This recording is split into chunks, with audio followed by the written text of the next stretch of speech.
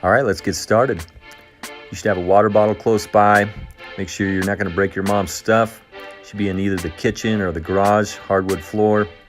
We got Cody Spute helping us out today with our warm-up. He's a two-time high school champ here in Idaho. He also played for Boise State a couple years back. First things first, we want to start with some ball slaps. You should hit it pretty hard, both hands. Get your fingers tingling. Get your hands almost numb. This is going to help the blood flow and get warmed up for your dribbles in a few minutes. After we do the ball slaps, we're going to do the taps. Let's start low and go high.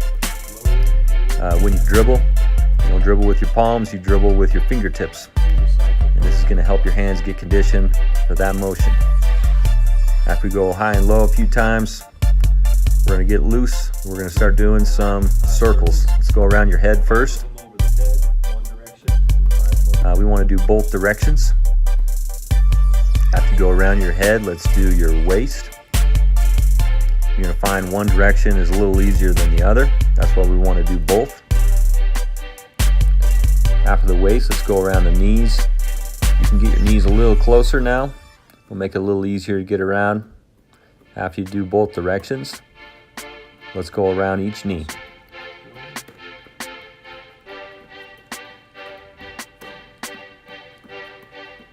Change the leg. After we do both legs, both directions, we're going to do figure eights. Figure eights from behind are a little harder than going through the front. This is a really important motion as well for later on, as we're going to do harder dribbles. Right, you should feel pretty warmed up now. I think we're about ready to get started with some dribbles.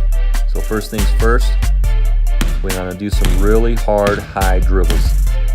Let's use your dominant hand. This is not a dribble you'll do in a game.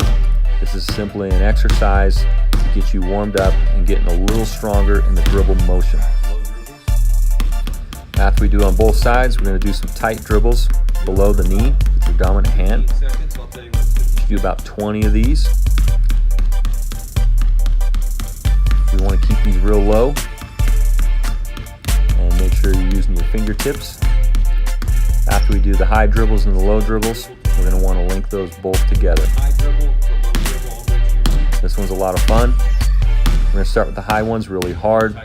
Go all the way down to your knee, using your dominant hand first, and then link them together. Make sure you go all the way down to the tight dribbles, and don't do high dribbles when you're on your knees. You want to do it 3 times on each side. So let's go to your least dominant hand, your left hand. Same thing.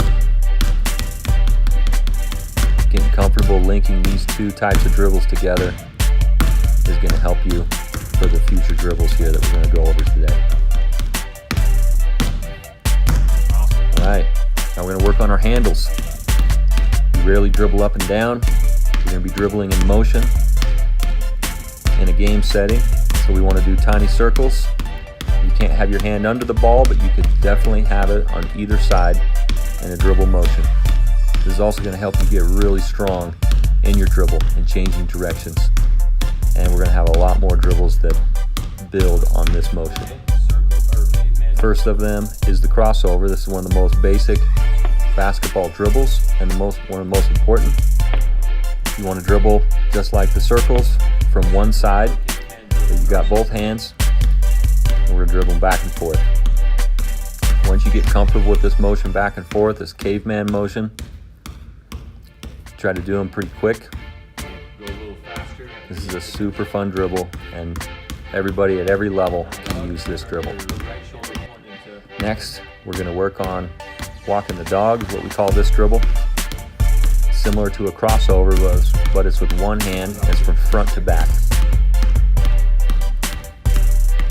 You should use your dominant hand first. And then we're going to switch. This is going to be a really challenging dribble, especially your left hand or least dominant hand.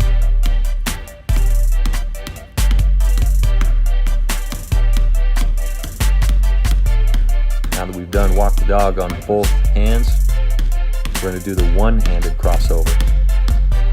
Same thing, one motion. You got to move your hand on either side of the ball with one dribble. Using your dominant hand first, and then switching to the left.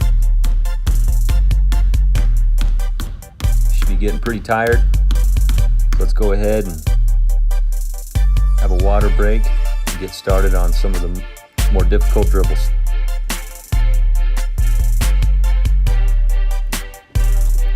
Right, we're going to learn the one leg crossover. So you notice Cody, he hits his arm on the inside of the leg and the outside of the leg. This is the caveman dribble. This is the crossover dribble.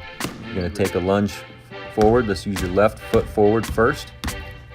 And same thing, hit your hand or your arm on the inside and outside of the leg, and it will make it through, even if you're a shorter player and don't have the space that maybe Cody has. If you follow those directions, it's going to make it through. Do about 10 to 20 of these on either side. Now we're going to work on the behind the back reverse dribble. We're going to show a couple different angles. We want to be able to have a dominant foot forward facing the defense with your hand that's not dribbling, protecting the ball. It's one dribble as you twist and change your stance, so you change your dominant foot. There it is in full motion. This dribble is super important for point guards, but all players, so you can look at the defense and protect the ball behind you as you change directions. Let's watch it from the front, from a defender's point of view. Do a couple dribbles on each side before you do your single behind the back dribble.